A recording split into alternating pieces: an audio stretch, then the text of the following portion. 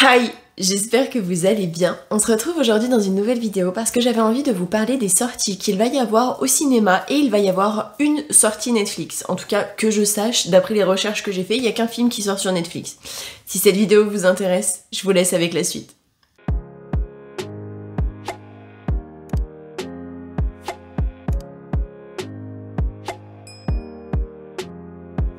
Le premier film qui doit sortir au cinéma le 3 avril, il s'agit de Black Files, qui va nous raconter l'histoire d'un jeune homme qui va devenir ambulancier, si je ne dis pas de bêtises, qui va intégrer une équipe avec un homme qui est généralement toujours tout seul. Et en fait, ça va nous raconter un petit peu l'envers du décor des ambulanciers, le côté vraiment dark quand on travaille dans ce genre de métier, les décisions qu'ils vont tous les deux devoir prendre, sachant que le jeune, je crois qu'il est juste diplômé ou il a pas beaucoup d'expérience dedans, il va faire équipe avec quelqu'un qui a l'habitude de prendre des décisions difficiles, de vivre avec et de ne pas regretter entre guillemets. Il va lui faire comprendre que son métier en fait c'est pas forcément de sauver les gens, c'est beaucoup plus complexe que ça, donc vraiment c'est un film qui a l'air quand même bien, mais c'est quand même un film qui est assez dark dans le sens où j'ai l'impression qu'ils sont pris un petit peu dans l'engrenage du mal qu'ils côtoient habituellement.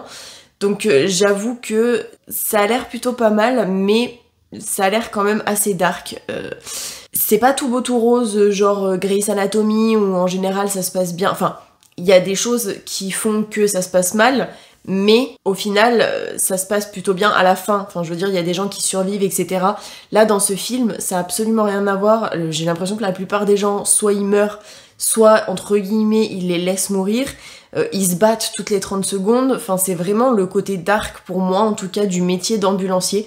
Après, je sais pas trop si je vais le regarder ou pas, mais en tout cas, il sort. Toujours le 3 avril, il y a Godzilla x Kong, le nouvel empire, qui va nous raconter l'histoire, après les combats entre Kong et Godzilla, d'une jeune fille qui est sourde et muette et qui est un petit peu spéciale dans le sens où elle entend une espèce de signal que seuls Kong et Godzilla vont entendre. Sa mère va donc comprendre qu'il y a un truc qui cloche, etc. Alors je suppose qu'elle travaille un petit peu style pour le gouvernement parce que vu les moyens qu'ils vont mettre à disposition pour trouver le signal, etc. Au final, ça va les orienter vers une espèce de portail qu'ils vont tous traverser. Du coup, il va y avoir Godzilla et Kong qui vont devoir travailler ensemble, même si c'est pas du tout l'amour fou entre les deux. Ils vont atterrir dans un endroit où il y a plein d'autres singes comme Kong, mais physiquement ça a pas l'air d'être les mêmes, je veux dire au niveau apparence c'est pas du tout pareil. Ils vont du coup aller dans cette espèce de royaume, on va appeler ça comme ça, et du coup j'ai l'impression que le chef des gorilles de là-bas va un petit peu vouloir confronter Kong. Alors je ne sais pas si c'est pour prouver sa puissance ou que sais-je, mais en tout cas il va y avoir un combat entre les deux gros singes. Malheureusement, j'ai l'impression que Kong ne va pas forcément bien s'en tirer, j'ai même l'impression qu'il va complètement perdre. Godzilla, lui, de son côté, j'ai pas l'impression qu'il intervienne dans le conflit parce que ça le regarde pas vraiment. Sauf qu'au final, ce qui va se passer, c'est que j'ai l'impression que ils vont traverser le portail du coup pour revenir, mais qu'il va y avoir le gros singe qui a battu Kong, qui va aussi aller sur la terre, entre guillemets, et qui du coup va foutre complètement le bordel. Sauf que Kong, bien évidemment, lui, il va avoir de l'aide humaine. Du coup, il va avoir du matériel un peu plus sophistiqué que ce qu'il avait au début, et c'est ça que je suppose qui va lui permettre de faire gagner le combat contre le gros singe. Godzilla, lui, de son côté, je savais pas qu'il avait des pouvoirs un peu style électrique. Je savais pas qu'il avait ce genre de pouvoir, mais bon, écoutez, pourquoi pas, il a l'air quand même assez balèze, et du coup, ensemble, ils vont devoir faire en sorte que l'ennemi ne prenne pas le contrôle sur la Terre, tout simplement. Toujours le 3 avril, il y a le nouveau film Ducobu passe au vert, qui va nous raconter, comme son nom l'indique, l'histoire de Ducobu qui, alors je sais pas si c'est une membre de sa famille ou une amie, parce que je suis pas les Ducobu, mais qui va lui faire comprendre que, si tu milites, entre guillemets, si tu essaies de faire passer des convictions pour que les écoles, les institutions, les entreprises passe entre guillemets au vert, donc fasse des choses écologiques, tu peux prendre une année sabbatique. Enfin, en gros, elle va lui expliquer qu'il y a une personne qui n'est pas allé à l'école pendant 1 an parce que il faisait en sorte de militer pour ce que la planète aille mieux entre guillemets ou soit moins maltraitée. Du coup, il va passer en mode au vert, donc il va tout faire pour faire chier l'école, hein, concrètement, on va pas se mentir. Il va tout faire pour essayer de faire en sorte que l'école passe au vert pour travailler le moins possible.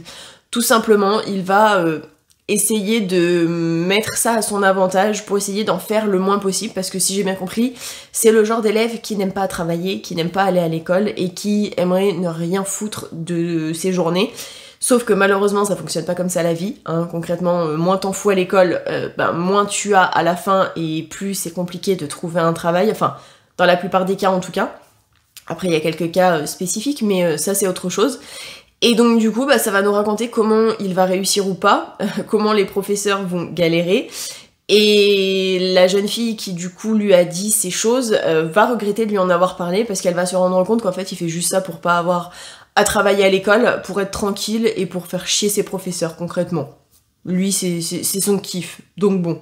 Toujours le 3 avril, il y a le nouveau film Drive Away Dolls, qui va nous raconter l'histoire de 2 jeunes femmes qui sont amies et qui ont des petits problèmes, on va dire ça comme ça, jusqu'au jour où il y en a une des deux, alors je crois qu'elles sont en colocation, qui va décider de vouloir partir dans une autre ville, complètement à l'opposé aux États-Unis de là où elle est actuellement. Elles vont aller dans une agence pour louer une voiture, sauf que le problème qui va se poser, c'est que l'agence de location de voiture est pas forcément très clean. Du coup, quand elles vont dire la ville où elles veulent aller, il va lui donner une espèce de voiture un petit peu spéciale. Quelque temps après avoir donné la voiture aux 2 jeunes femmes, il y a des espèces de... Alors, désolé mais du terme, mais pour moi ça ressemble à des mafieux, qui vont aller dans l'agence de location de voiture et qui vont demander la voiture où il y a une mallette à l'intérieur pour pouvoir la livrer à la ville demandée. Sauf que le problème, c'est que le vendeur l'agence de location de voiture a donné la voiture en question des mafieux aux 2 jeunes filles, pensant que c'était elles qui avaient été envoyées pour amener la voiture à destination, parce qu'elles allaient dans la même ville. Comment vous dire que le mec, je sais pas s'il est mort, mais en tout cas il s'est fait passer à tabac, et du coup, ça va pas forcément bien se passer, parce qu'à un moment, elles vont crever, donc du coup, il va falloir qu'elles regardent dans le véhicule voir s'il y a un pneu, ce qui va les mener à trouver la mallette. Bien évidemment, c'est des fouines, donc quand on trouve une mallette, forcément, on l'ouvre pour voir ce qu'il y a dedans. Je sais pas trop ce qu'il y a dedans, mais en tout cas elles ont l'air d'être contentes. Du coup, elles vont être toutes les deux pourchassées par les gars qui devaient amener la voiture, sachant que si elles ouvraient la mallette, je pense qu'ils devaient les buter. Mais bon, elles vont réussir à leur échapper pendant un certain temps. Il y a des amis à elles qui vont du coup être amenés à être menacés par le groupe de mafieux. Donc ça va nous montrer comment elles vont réussir ou pas à rester en vie, ça serait cool. Et oui ou non à utiliser la mallette, parce que je suppose qu'il y a des sous dedans, je sais pas trop, mais ça a l'air d'être quand même quelque chose de pas forcément top. Le 10 avril, il y a le nouveau film La Malédiction, l'origine. Si j'ai bien compris, ça nous raconte l'histoire d'une bonne sœur qui est américaine et qui va être transférée à Rome. Sauf que ça va pas forcément se passer comme prévu, si j'ai bien compris. Alors j'avoue que la bande-annonce déjà, elle est à l'envers, donc ça m'a complètement perturbée. D'après ce que j'ai compris, c'est la naissance du mal, donc la naissance d'une espèce d'entité qui possède les gens, d'un diable, d'un démon, je sais pas trop de quoi ça parle précisément. Tout ce que je sais, c'est que c'est quelque chose plutôt, qui possède les gens et qui fait faire des trucs gore, pas très cool aux gens. Mais j'avoue que sur ce coup-là, au niveau de la bande-annonce, ça en dit pas forcément plus. Mis à part que du coup c'est une américaine qui va à Rome et qui va se rendre compte de toute la noirceur qu'il y a dans l'église où elle va aller, ou je sais pas trop où elle va aller. Mais j'avoue que je peux pas en dire beaucoup plus parce qu'au niveau des extraits, c'est pas forcément ça qui aide non plus. Après, je pense que c'est quand même assez dark, ça reste quand même un truc pas forcément... ça ressemble à un peu des styles des films d'horreur, des trucs comme ça, de possession, etc. Donc moi perso c'est pas mon kiff, mais après pour ceux qui connaissent, je pense que ça va plus leur parler qu'à moi. Toujours le 10 avril, il y a SOS Fantôme, la menace de glace, qui va nous raconter l'histoire tout simplement de l'agence SOS Fantôme, avec des gens un petit peu connus quand même dedans. Bref, qui du coup vont avoir une nouvelle menace à contrer. Il va y avoir une espèce de bureau, si j'ai bien compris, qui garde tous les fantômes en liberté dans leurs locaux. Donc ça, j'avoue que c'est plutôt cool, parce que les fantômes, c'est pas forcément quelque chose de négatif. Après, ils ont pas forcément, entre guillemets, choisi de rester sur Terre. Enfin, c'est un peu complexe quand même. Les fantômes, ils sont pas forcément tous méchants. Il y en a des, entre guillemets, pacifiques, il y en a des gentils, il y en a des méchants. Ça, je ne le nie pas, c'est une réalité. Mais du coup, je trouve ça plutôt cool qu'ils aient fait ça comme ça. Et l'agence SOS Fantôme va être amenée à aller dans cette autre agence. J'ai l'impression qu'ils les gardent en liberté. Alors, je sais pas si c'est dans l'agence SOS Fantôme ou si c'est un truc à côté. Mais en tout cas, je trouve ça cool. Bref. Il va y avoir un homme qui va vouloir vendre une espèce d'œuf, je sais pas trop ce que c'est, enfin une espèce de boule, qui du coup va foutre complètement le bordel parce que ça va ramener l'âge de glace, pas le film, mais ce qui a détruit les animaux préhistoriques il y a des années et des années. Et du coup, ça va revenir sur la Terre, donc je sais pas trop comment ils ont amené la chose, parce que de base, ça a pas l'air d'être un fantôme, ça a l'air d'être un phénomène surnaturel, ok, mais pour moi, ça a pas l'air d'être une espèce de fantôme, d'ectoplasme ou de trucs comme ça. Donc je sais pas trop comment ils ont ramené ça. Peut-être qu'à l'intérieur de la pierre ou de l'œuf, il y avait un fantôme qui a été libéré à un moment ou à un autre, je ne sais pas. Mais en tout cas, j'avoue que ça a l'air plutôt pas mal. À voir comment ils vont s'en sortir, parce que, enfin, si ils vont s'en sortir, en général, dans ce genre de film, ça se passe quand même plutôt bien à la fin, donc je me dis que dans tous les cas, ça va plutôt bien se passer. Le 17 avril, il y a le film Monkey Man, qui nous raconte l'histoire d'un jeune garçon qui est dans sa tribu, qui est dans son pays d'origine, qui malheureusement va avoir toute sa famille et tout son village détruit, sachant que, si j'ai bien compris, dans son village, ils ont une croyance où il y a une espèce de singe blanc qui est le protecteur de leur tribu, de leur origine, enfin vraiment de là où il vit. Sauf que j'ai pas l'impression que le singe blanc va interagir, aider entre guillemets quand ils vont se faire attaquer. Du coup, le jeune garçon va décider d'aller dans un autre pays et j'ai l'impression qu'il va aller en Amérique. En général, c'est le plus facile entre guillemets à faire. Sauf qu'après, il va être attrapé par ses origines, etc. Il va faire des combats où il va mettre un masque de singe, c'est pour ça que ça s'appelle Monkey Man si j'ai bien compris. Il va essayer de devenir le plus fort possible pour essayer d'aider en tout cas le plus de gens qui ne peuvent pas se battre, qui sont faibles, qui sont démunis, des choses comme ça. Donc ça fait un peu style justicier, mais peut-être en un peu plus dark, mais pas hyper dark on va dire. C'est le côté un petit peu sombre, on va dire ça, parce qu'on voit tout ce par quoi il est passé. Donc du coup ça va nous mettre en situation de son présent dans le film. À voir ce que ça donne, ça a l'air plutôt pas mal en tout cas. Après moi perso c'est pas franchement mon kiff ce genre de film, mais ça peut être sympa. Toujours le 17 avril, il y a le nouveau film Civil War. Alors, comment dire que j'ai rien compris à la bande-annonce. Ça raconte, si j'ai bien compris, l'histoire en Amérique de... Alors, je sais pas exactement si c'est l'armée qui pète un plomb et qui se rebelle contre les civils, ou si c'est autre chose qui... Enfin, j'ai l'impression qu'en gros, l'armée est contre les civils normaux, du coup ils les kill, sans savoir quoi que ce soit, ils kill les journalistes, les gens normaux, etc. Il va y avoir un groupe de journalistes qui vont réussir à survivre à la première vague, on va dire ça comme ça, et qui vont essayer de suivre tout simplement l'avancement en fait de l'armée qui tue tout le monde, sans distinction, jusqu'au jour où malheureusement ils vont se faire choper, je sais pas comment ils vont s'en sortir, mais si j'ai bien compris en fait, ceux qui killent tout le monde, ils ont pour mission d'aller à la Maison Blanche, du coup les journalistes essaient de les suivre pour relater les faits en fait, tout simplement parce qu'ils sont là pour montrer aux gens, entre guillemets, la vérité, les choses qui se passent sur le terrain. Du coup, ils vont essayer de survivre comme ils peuvent à l'armée qui a envie de les buter, hein, si j'ai bien compris. Sauf que ça a pas l'air forcément si facile que ça. En plus, ils ont une adolescente avec eux, donc je sais pas si c'est la fille d'un ou d'une des journalistes, mais j'avoue que c'est pas forcément simple.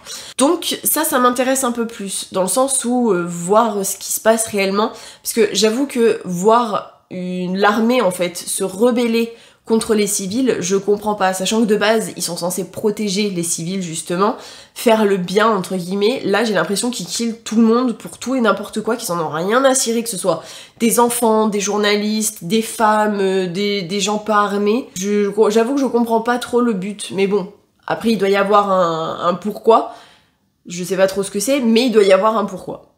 Le 24 avril, il y a le film Back to Black, qui va nous raconter tout simplement l'histoire de Amy Winehouse, de son adolescence, si j'ai bien compris, à comment elle est devenue la star qu'elle a été pendant un certain temps, de comment était l'envers du décor, parce que quand elle était au plus haut, on va dire ça comme ça, on savait qu'il y avait 2-3 soucis, mais je pense qu'on était loin d'imaginer tout ce qui va se passer dans le film, que ce soit par rapport au fait que elle n'écrit pas seulement les chansons qu'elle chante, elle les vit aussi vraiment profondément.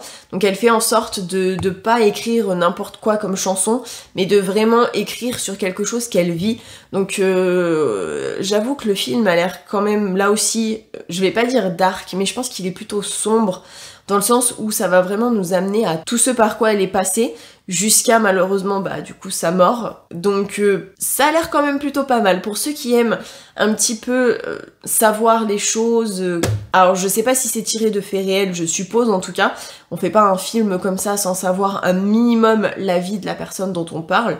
Après, j'avoue que ça peut être intéressant de savoir ce qui s'est réellement passé pour ceux qui aiment les chanteurs, les chanteuses, savoir un peu comme style Bob Marley qui est sorti il y a pas longtemps. Ça peut être sympa quand même à regarder pour ceux qui aiment ce genre de film. Et enfin, le 24 avril, il y a le dernier film, Challengers, qui doit sortir avec Zendaya. Elle est de partout, cette meuf, j'adore.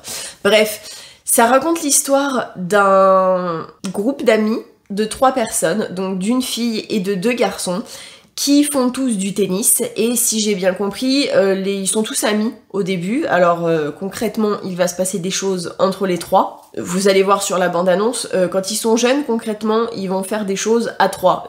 Des choses au lit, je parle, bien évidemment.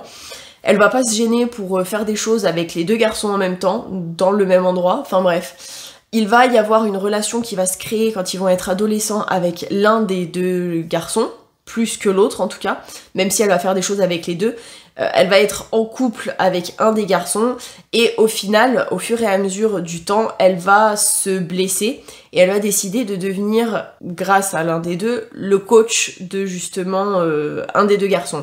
Alors, le garçon pour lequel elle va devenir le coach, ça va pas être celui avec qui elle était en couple quand elle était adolescente, mais avec l'autre, et du coup, elle va, si j'ai bien compris, se marier avec ce jeune garçon.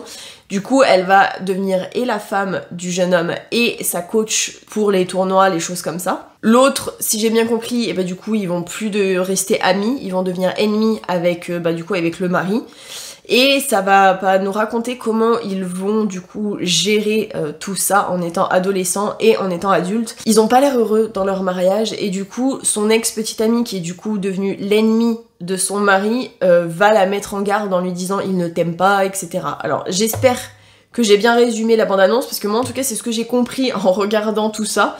Le dernier film qui doit sortir sur Netflix le 19 avril, il s'agit de Rebel Moon, deuxième partie. Alors pour la première partie, ceux qui ne l'ont pas vu, ça nous raconte l'histoire d'une jeune fille qui vit sur une planète complètement paisiblement depuis 2 ans, si je dis pas de bêtises. Elle s'est attachée aux personnes qui vivent là-bas, elle vit une vie complètement normale.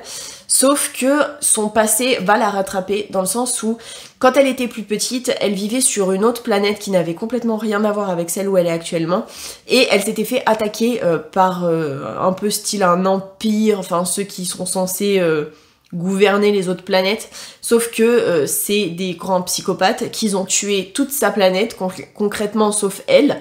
Le général, entre guillemets, celui qui dirigeait l'escadron qui a envahi sa planète et tué tout le monde, l'a pris sous son aile parce que il l'a trouvé... il trouvait qu'elle lui ressemblait un petit peu, dans le sens où elle se laissait pas faire, où elle a essayé de le buter. Il voyait plein de similitudes avec lui, en elle, et du coup il a décidé de la garder, il a décidé de l'élever comme étant sa fille, sauf que du coup c'est devenu ce qu'elle redoutait le plus au monde, c'est-à-dire les personnes qui ont envahi sa planète. Donc en gros, maintenant son rôle c'était d'envahir justement d'autres planètes, jusqu'au jour où elle va se rebeller et elle va partir, sauf que lui, en tant que général, ne veut pas la laisser partir, donc il a mis un avis de recherche sur sa tronche, donc elle va essayer de se cacher comme elle peut, mais malheureusement elle va se faire retrouver le jour où justement l'Empire, donc les méchants, vont décider d'arriver sur la planète où ça fait 2 ans qu'elle est au calme. Ils vont y aller, ils vont pas forcément attaquer directement tout le monde, ils vont leur mettre des ultimatums dans le sens où ils vont leur dire bah vous nous donnez tant de vos récoltes, sauf que ce qu'ils ont demandé c'est énorme, qu'ils auront à peine de quoi survivre du coup sur la planète par rapport à ce que l'autre ont demandé, donc ils étaient pas forcément chauds mais ils auront pas le choix. Donc elle va décider de se rebeller, donc elle va réussir à killer tous ceux qu'il y avait sur sa planète et elle va décider de partir, elle va trouver des nouveaux compagnons ou bah d'ailleurs elle va se faire trahir à un moment. Du coup là dans la deuxième partie ça va nous raconter comment ils vont se battre parce que à la fin de la première partie ils vont retourner sur la planète où elle a été tranquille pendant 2 ans avec entre guillemets un petit escadron de personnes qui peuvent combattre, qui peuvent apprendre aux gens de la planète à combattre et du coup ils vont s'entraîner dans le deuxième film pour essayer de combattre l'oppresseur et essayer d'être libre tout simplement. J'ai pas l'impression que ça va bien se passer, mais moi j'ai hâte de voir pour voir comment ça va se passer en tout cas. J'espère que cette vidéo vous aura plu, que vous aurez passé un bon moment en ma compagnie et que ça aura pu vous aider à quoi regarder au mois d'avril. Si cette vidéo vous a plu, n'hésitez pas à la liker, ça me fera super plaisir, à vous abonner avec ma tête si vous le souhaitez. Et je vous fais plein à tous et à toutes d'énormes bisous et je vous dis à la prochaine pour une prochaine vidéo.